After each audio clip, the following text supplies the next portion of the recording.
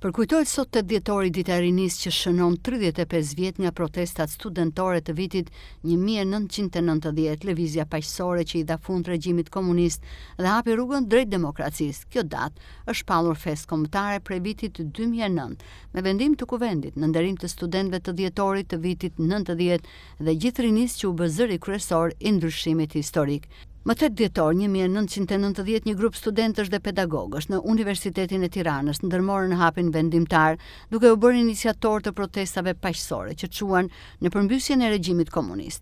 Të organizuarat marshuan nga qyteti studenti drejt qendrës së Tiranës, duke mbledhur radhëve të tyre gjithnjë më shumë qytetar.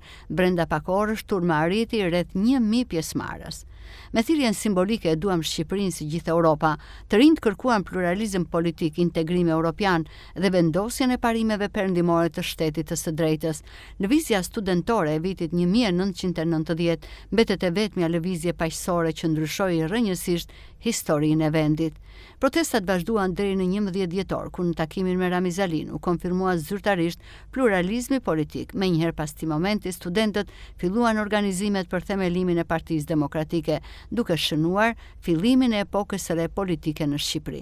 Lëvizja dhe protestat studentore vijuan dhe në muajt e parë të vitit 1991, duke kulmuar më 20 shkurt 91, kur student, pedagog dhe qytetar u mblodhën në sheshin Skënderbej, duke rrëzuar përfundimisht simbolet e diktaturës. Sot 8 dhjetori mbetet një ditë reflektimi për sakrificën, guximin dhe vendosmërinë e rinisë shqiptare, e cila me veprimet e saj paqësore ndryshoi përgjithmonë historinë e vendit.